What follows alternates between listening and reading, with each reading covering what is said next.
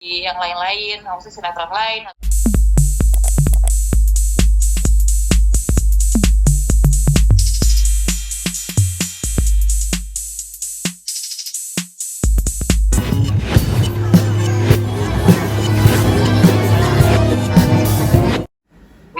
Iya, langsung lari. Napas.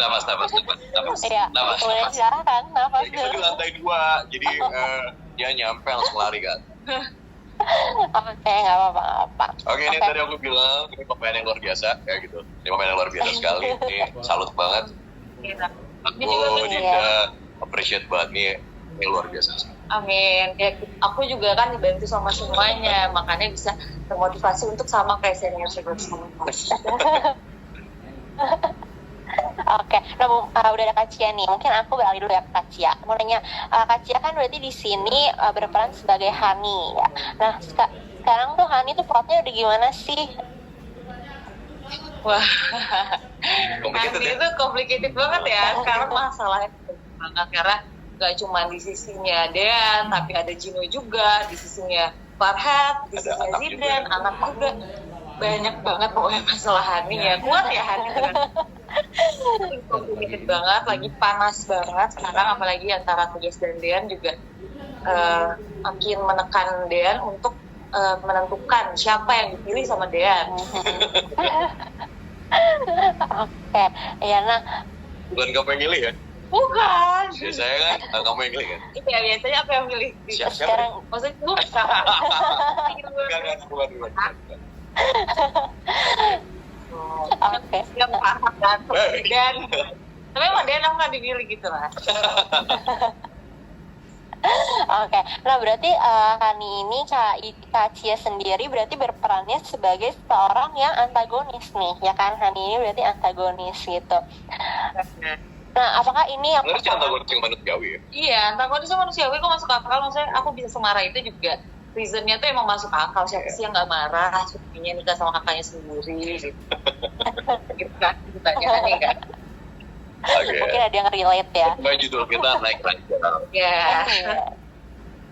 Nah, kalau misalnya untuk karakter yang seperti ini nih Kak Cia, pernah nggak sih di project-project sebelumnya berperan sebagai karakter yang seperti Hani? Kalau yang antagonis sempat beberapa kali, cuman kalau yang antagonis banget dan complicated banget dengan skenario dialognya panjang-panjang banget.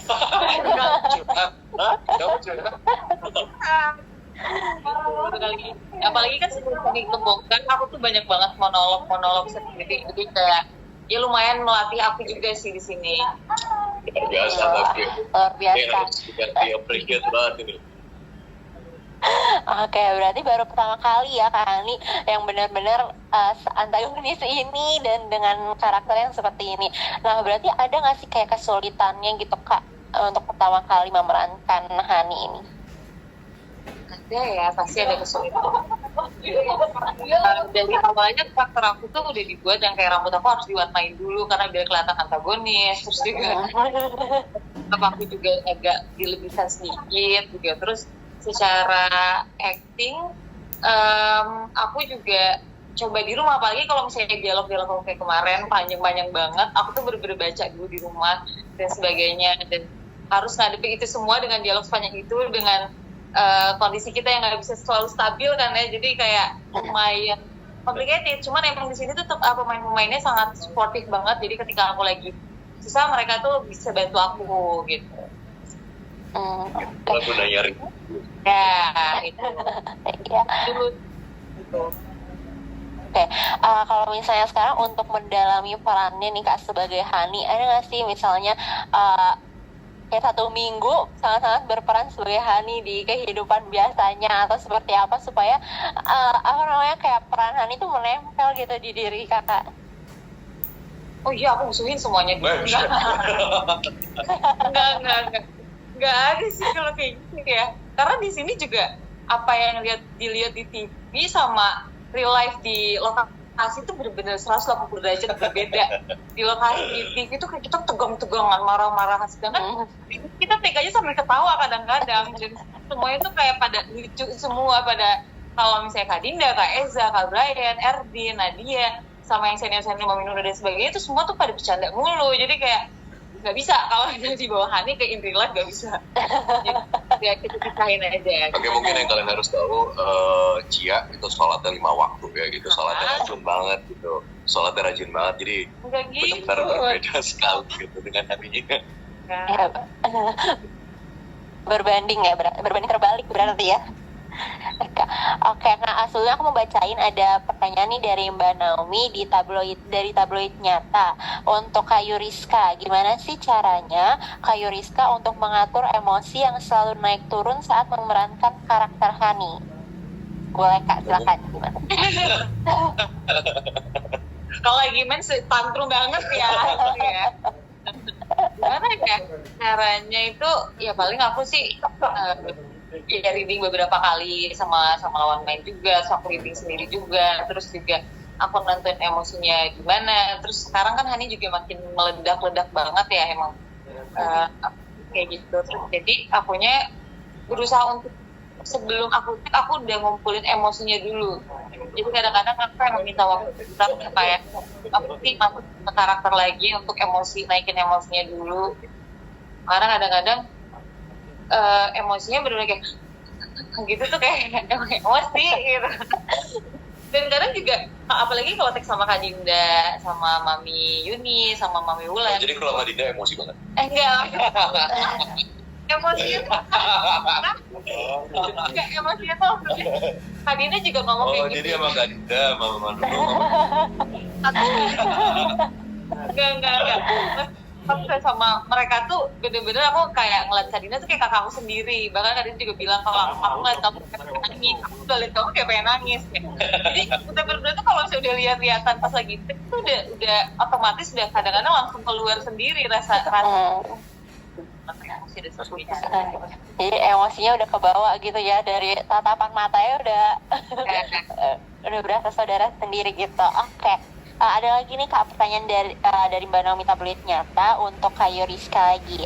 Kak, pendalaman apa saja yang dilakukan Kak Yuriska untuk memerankan karakter Hani? Kan karakter Hani itu kan wanita yang harus bertemu kembali dengan laki-laki yang pernah menghamili dan ternyata menikah dengan kakaknya atau dekat dengan kakaknya gitu di sinetron ini.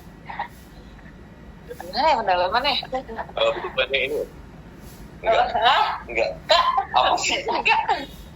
Gimana ya pendalamannya? Mungkin karena emang dari awal kita bangunnya benar-benar satu persatu gitu ya, dari apa tuh dari apa sih lo? Udah tadi nungguin.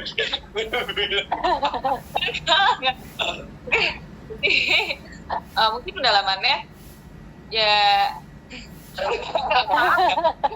kenapa? Kalau misalnya kayak tadi kan Kak Eza kan bilang dia nelpon temennya nih nanya gimana kalau misalnya dia iya. Aku juga. Aku observasi. Jadi ikutan lu. Saya jawab ditanya itu. Aku observasi kan Hani juga dari awal karakternya nakal. Maksudnya bukan nakal sih, maksudnya kayak anak Jakarta banget, sedangkan aku anak Bandung banget gitu ya.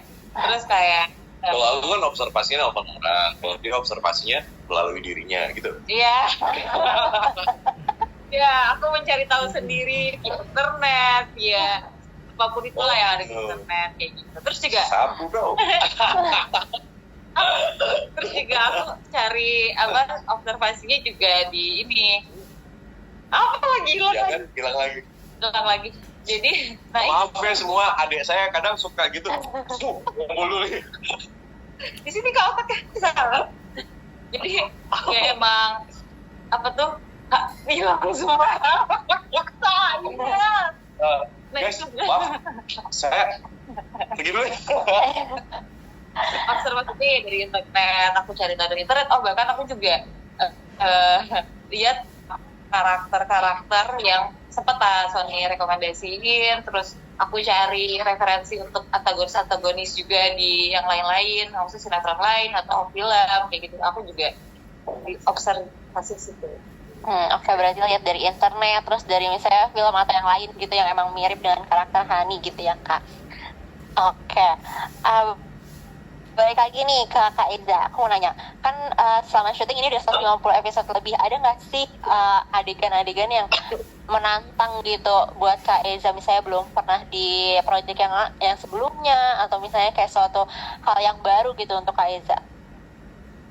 Oke, adegan yang menantang mungkin lebih ke feel ya gitu, lebih ke feel banget gimana caranya aku meranin karakter Gino, dimana di sini sangat mencintai seorang wanita, terus dia sudah menikah juga, tapi tetap berusaha berjuang meyakinkan orang tuanya bahwa dia itu perempuan yang baik gitu, dan bagaimana caranya tetap berusaha untuk mendapatkan hati Tias walaupun Tias statusnya adalah istri orang sekarang. Nah itu yang berat sekali. Itu gimana caranya gitu loh, supaya penonton tuh mengerti perasaan Gino itu seperti apa. Jadi bukan terkesan kayak Gino tuh red flag sekali gitu, enggak seperti itu, tapi supaya apa ya, mungkin ini hal yang terjadi juga di luar sana gitu, mungkin ya gitu loh. Karena sebelumnya juga Gino dan Tias memang udah menjalin sebuah hubungan gitu, tapi perasaan itu belum hilang gitu. Jadi mungkin anak-anak sekarang tuh nyebutnya gagal move on ya gitu, belum bisa move on sama sekali. Gamon. Iya kan, kamu ya? Kamu ya? Oke. Orang yang mungkin susah untuk move on gitu, nah inilah gitu Gino. Jadi harusnya Gino belajar untuk mengikhlaskan, tapi belum bisa gitu. Dan Gino sudah berusaha semaksimal mungkin untuk berusaha melepaskan gitu, melupakan Tias, tapi susah gitu. Dan ini yang dilakukan. Nah ini yang susah sekali, lebih ke feel ya, lebih ke perasaan gitu. Ini kali ya, kalau dibilangnya cinta habis di orang yang lama gitu ya. Oh kamu ya? Kok aku? Iya. Oh gitu ya? Oh gitu ya? Pertanyaan selanjutnya. Gitu ya?